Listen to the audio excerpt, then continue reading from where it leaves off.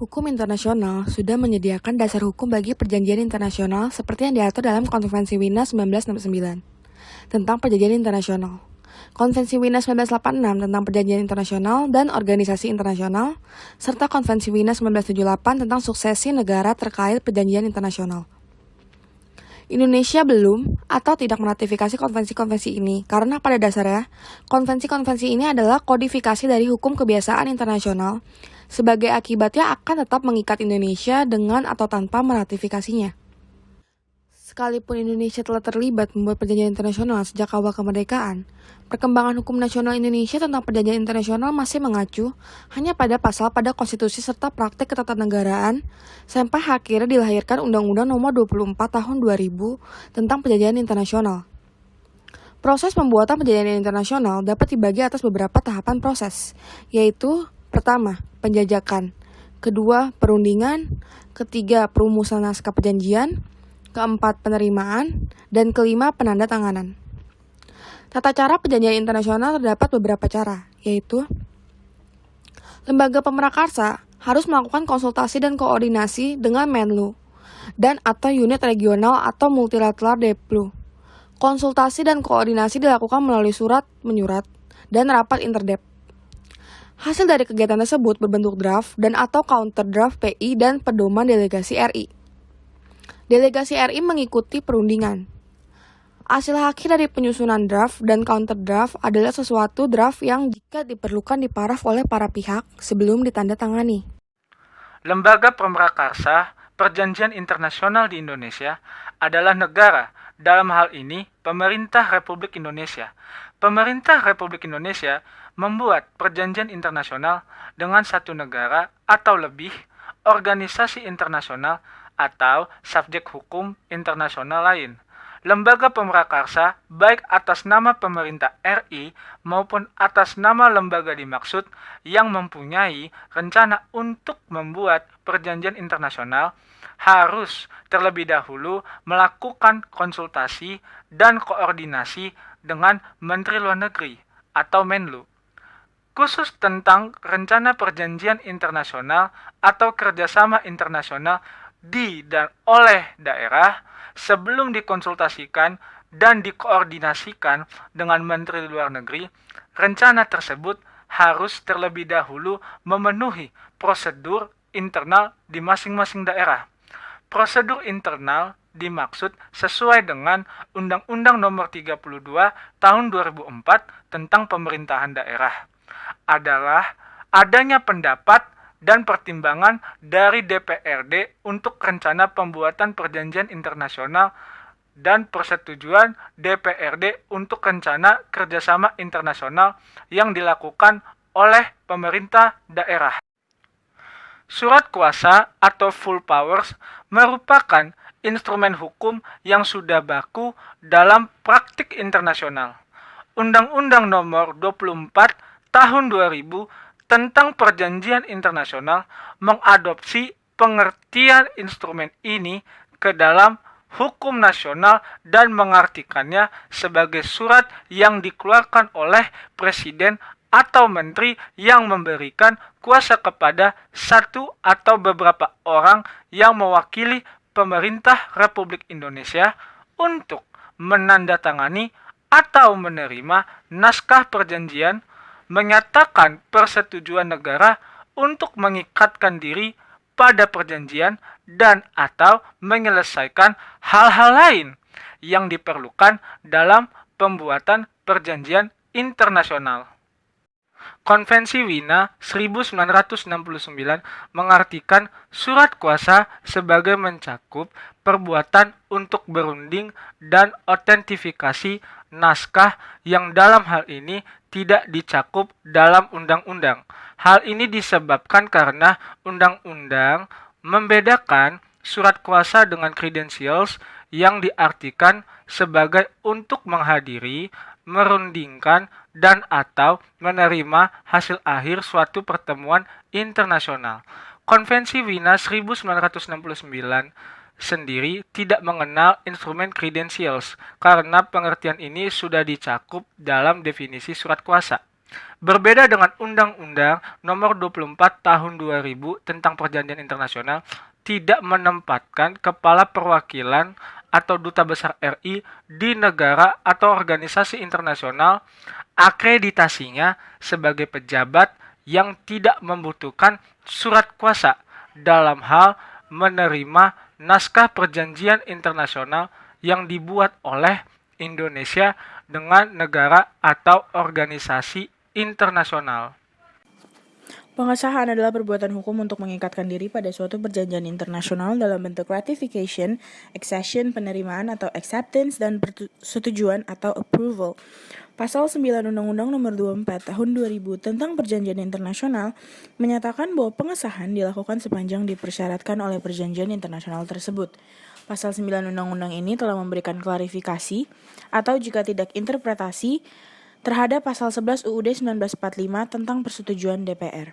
Pasal 9 ini secara normatif merupakan elemen baru karena sekalipun dalam praktik sudah dilakukan, namun secara normatif undang-undang ini semakin menegaskan bahwa hanya perjanjian yang mensyaratkan pengesahan atau ratifikasi saja yang perlu mendapatkan persetujuan DPR. Selanjutnya, Pasal 10 mengatur bahwa pengesahan perjanjian internasional dilakukan melalui undang-undang apabila berkenan dengan masalah politik, perdamaian, pertahanan, dan keamanan negara, perubahan wilayah atau penetapan batas wilayah negara Republik Indonesia, kedaulatan dan hak berdaulat negara, hak asasi manusia dan lingkungan hidup, pembentukan kaidah hukum baru, serta pinjaman dan atau hibah luar negeri. Dalam penjelasannya, mekanisme dan prosedur pinjaman dan atau hibah luar negeri beserta persetujuannya oleh DPR akan diatur oleh undang-undang tersendiri. Selanjutnya, Pasal 11 Undang-Undang Nomor 24 Tahun 2000 tentang Perjanjian Internasional mengatur sebagai berikut, yaitu pengesahan perjanjian internasional yang materinya tidak termasuk materi sebagaimana dimaksud Pasal 10 yang dilakukan dengan peraturan Presiden. Dan yang kedua, pemerintah Republik Indonesia menyampaikan salinan setiap keputusan Presiden yang mengesahkan suatu perjanjian internasional kepada DPR untuk dievaluasi. Jenis-jenis perjanjian internasional yang disahkan dengan peraturan Presiden adalah perjanjian induk yang menyangkut kerjasama di bidang ilmu pengetahuan dan teknologi, ekonomi, perdagangan, pelayaran, niaga, penghindaran pajak berganda, kerjasama perlindungan penanaman modal, kebudayaan dan pendidikan, serta perjanjian-perjanjian yang bersifat teknis. Prosedur pengesahan melalui undang-undang atau peraturan presiden pada hakikatnya adalah sama dengan prosedur pembuatan undang-undang atau peraturan presiden, sehingga secara khusus prosedur ini juga tunduk pada Undang-Undang Nomor 10 Tahun 2004 tentang pembentukan peraturan perundang-undangan dan peraturan presiden Nomor 68 Tahun 2005 tentang tata cara mempersiapkan rancangan undang-undang, rancangan peraturan pemerintah pengganti undang-undang, rancangan peraturan pemerintah dan rancangan peraturan presiden. Selanjutnya, berdasarkan Pasal 15 Undang-Undang Nomor 24 Tahun 2000 tentang Perjanjian Internasional, suatu perjanjian internasional dapat berlaku tanpa melalui pengesahan sepanjang disyaratkan oleh perjanjian tersebut. Pasal ini pada hakikatnya membuka fleksibilitas yang cukup tinggi jika tidak membuka loophole bagi pemerintah untuk dengan sengaja menghindari mekanisme pengesahan, sehingga membuat perjanjian yang tidak mensyaratkan pengesahan sekalipun materinya berkualifikasi untuk pengesahan. Namun di lain pihak, dalam penjelasan terhadap pasal ini, perjanjian yang dimaksud pada umumnya memuat materi yang bersifat teknis atau merupakan pelaksanaan teknis atas suatu perjanjian induk.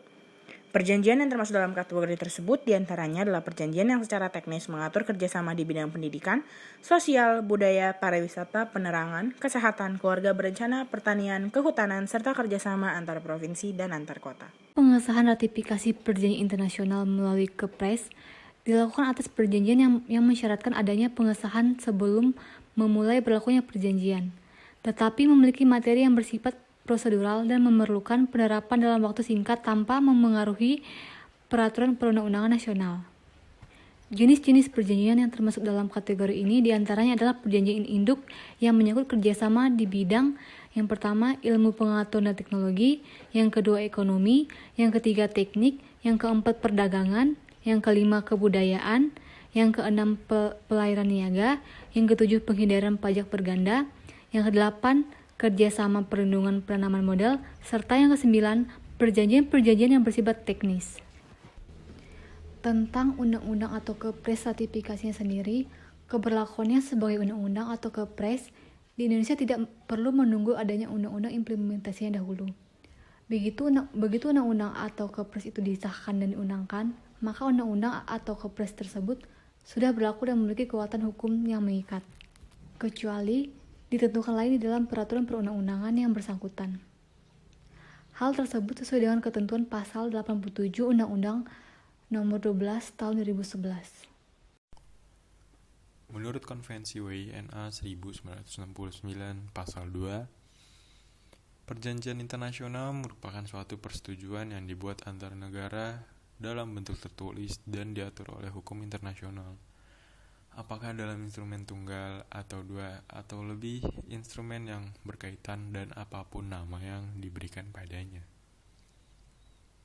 Sedangkan pada Undang Republik Indonesia Nomor 24 Tahun 2000 tentang Perjanjian Internasional, Pasal 1 Ayat 1 yang berbunyi, perjanjian internasional adalah perjanjian dalam bentuk dan nama tertentu yang diatur dalam hukum internasional yang dibuat secara tertulis serta menimbulkan hak dan kewajiban di bidang hukum publik.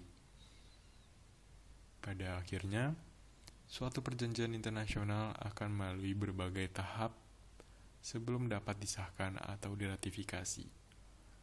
Tahap tersebut adalah 1. Penjajakan, 2. Perundingan, 3. Perumusan naskah perjanjian, 4. Penerimaan, 5. Penandatanganan. Pengesahan suatu perjanjian internasional oleh pemerintah Republik Indonesia dilakukan sepanjang dipersyaratkan oleh perjanjian internasional tersebut dan dilakukan melalui undang-undang atau keputusan presiden. Tentang undang-undang atau keputusan presiden, ratifikasinya sendiri, keberlakuannya sebagai undang-undang atau keputusan presiden di Indonesia tidak perlu menunggu adanya undang-undang implementasinya dahulu. Begitu undang-undang atau keputusan presiden itu disahkan dan diundangkan, maka undang-undang atau keputusan presiden tersebut sudah berlaku dan memiliki kekuatan hukum yang mengikat, kecuali ditentukan lain di dalam peraturan perundang-undangan yang bersangkutan. Hal tersebut sesuai dengan ketentuan pasal 87 Undang-Undang Nomor 12 Tahun 2011.